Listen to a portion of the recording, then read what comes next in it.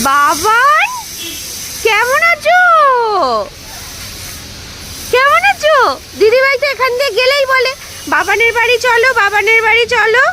কি গো মানুষ, mood of নাকি? এই তোমার যে ডিউটি নেই, নাও চেপে ফেলে একটুখানি।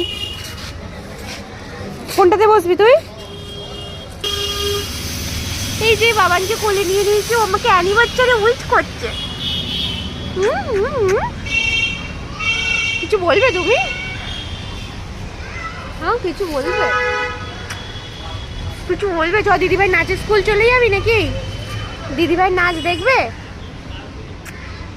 বল রিলসে তো দেখি, আর কত দেখবো। ঘুম বল, ঘুম বল, ঘুম বল। আর বাবান এখন স্লাইড চাপছে।